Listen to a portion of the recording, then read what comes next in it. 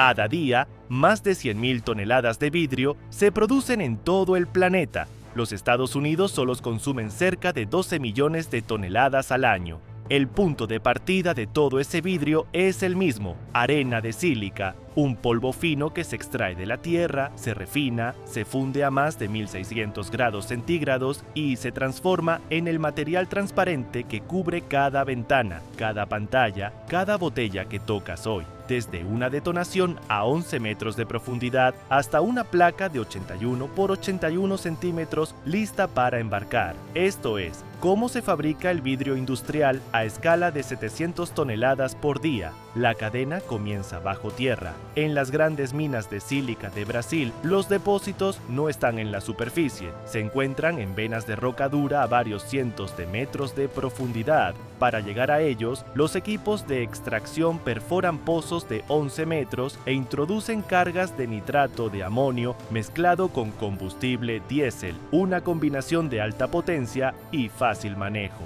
Cada carga de 60 kilogramos lleva incorporados 2,5 kilogramos de un detonador de alta sensibilidad. Cuando el jefe de operaciones da la orden, la detonación libera miles de toneladas de roca en segundos. La polvareda se asienta, las excavadoras entran y el proceso industrial del vidrio arranca. Una vez que la roca fragmentada sale del frente de extracción, el material bruto no puede usarse directamente. La arena de sílica recién extraída contiene arcillas, óxidos de hierro y materia orgánica que, si llegaran al horno, producirían burbujas, tonalidades verdosas o zonas opacas en el vidrio final. El proceso de purificación inicia en grandes tanques de lavado, donde la arena se mezcla con agua caliente a entre 60 y 80 grados centígrados. La agitación mecánica separa las partículas arcillosas, que quedan suspendidas en el agua y se eliminan por desbordamiento controlado.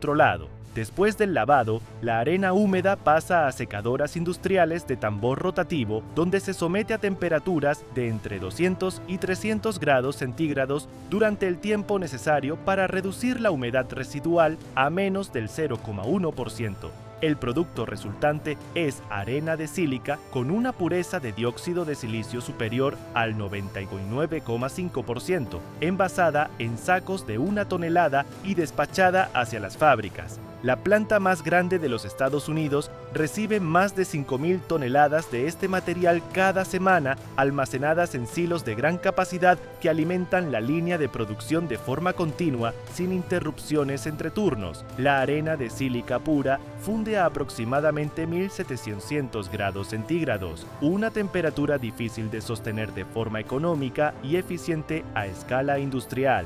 Para reducir ese umbral, la formulación estándar del vidrio incorpora 2 aditivos clave: carbonato de sodio, que baja el punto de fusión hasta cerca de 1000 grados centígrados al interrumpir las cadenas de silicato, y carbonato de calcio, que contrarresta la solubilidad del vidrio sódico en agua y eleva su resistencia mecánica. La proporción de estos componentes no es arbitraria. La mezcla estándar del vidrio float contiene entre 70% y 74% de dióxido de silicio, entre 12% y 16% de óxido de sodio y entre 5% y 12% de óxido de calcio. Una desviación de más del 2% en la proporción de carbonato de sodio modifica el coeficiente de expansión térmica del vidrio, lo que genera tensiones internas durante el enfriamiento y aumenta la tasa de fractura en el corte final. Para controlar estos márgenes, la planta pesa cada componente en básculas de precisión con tolerancia de +,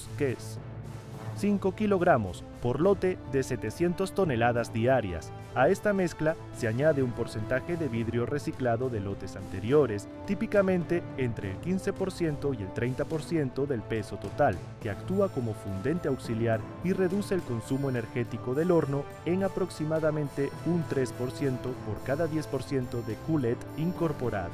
Con la mezcla formulada, los materiales pasan a un mezclador de cámara doble, donde circulan de un extremo al otro durante varios minutos hasta alcanzar una homogeneidad uniforme. Desde allí, la mezcla seca cae directamente al horno de fusión de gas natural, una estructura refractaria de gran escala que opera de forma continua, sin apagarse durante años. La temperatura interior del horno se mantiene entre 1550 y 1650 grados centígrados, superando en varios cientos de grados la temperatura de la lava volcánica, que promedia entre 700 y 1200 grados. Los operadores introducen la mezcla en cadiños o crisoles de cerámica refractaria, cada uno con capacidad para hasta 270 kilogramos de vidrio fundido. La planta opera con 12 crisoles simultáneos, lo que permite manejar hasta 12 colores o formulaciones diferentes en paralelo. A las 24 horas de haber ingresado al horno, la mezcla deja de tener apariencia de polvo y comienza a fluir como un líquido viscoso de color naranja incandescente. Durante las horas siguientes, el vidrio permanece fundido a temperatura estable para permitir que los gases residuales, principalmente dióxido de carbono liberado por la descomposición del carbonato de sodio,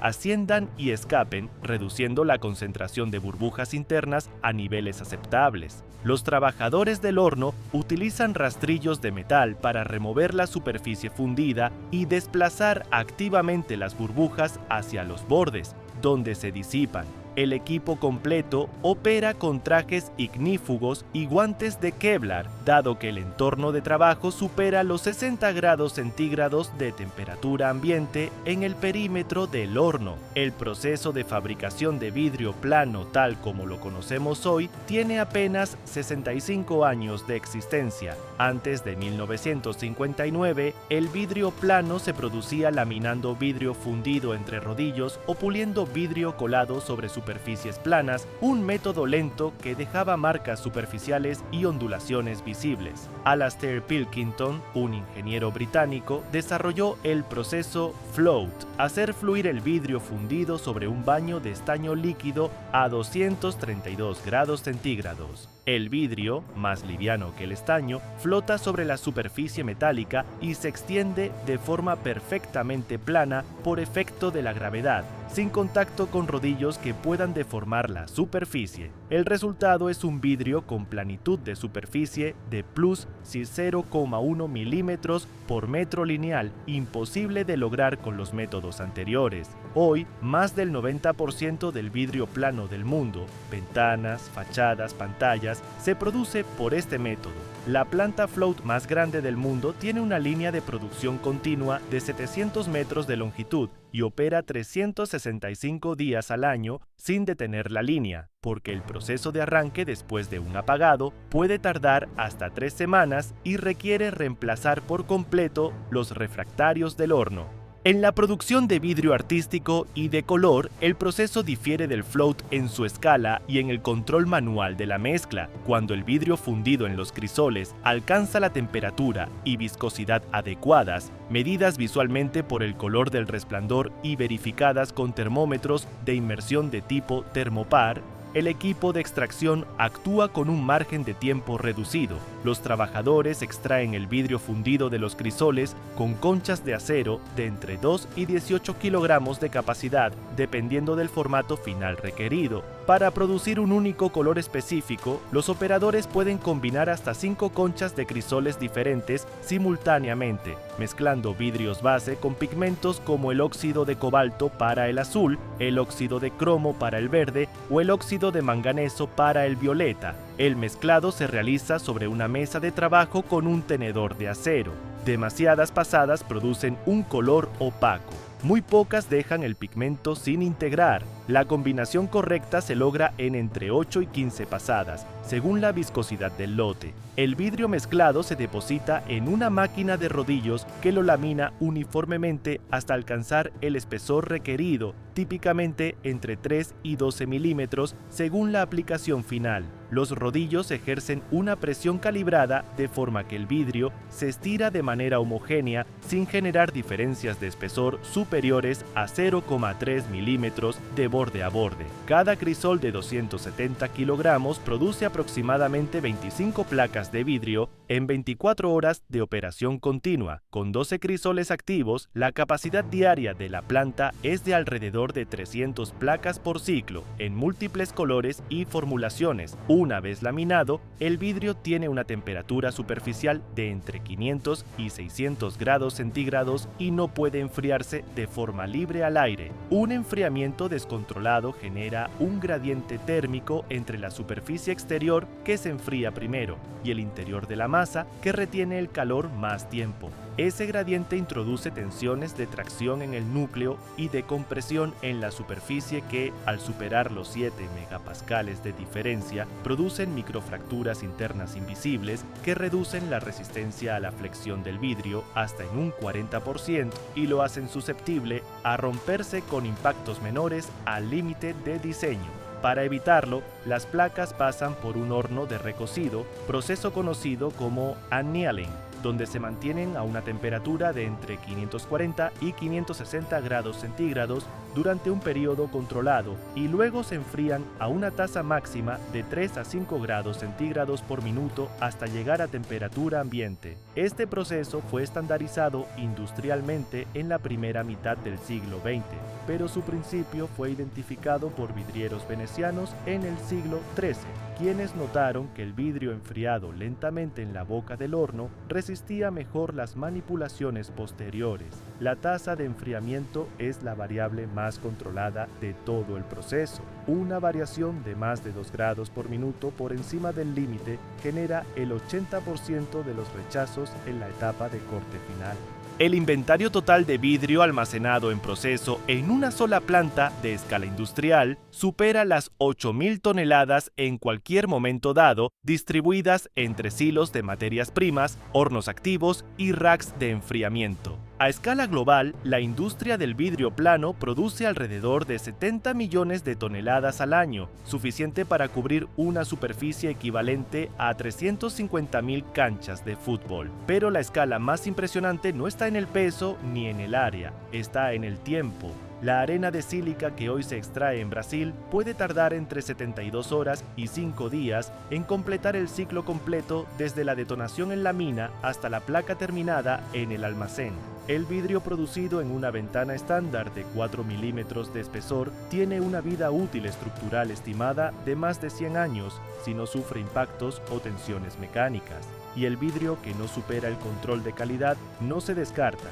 El 100% de los recortes y rechazos vuelve al horno como cullet, completando un ciclo cerrado que en las plantas más eficientes reduce el consumo de materia prima virgen en hasta un 30%.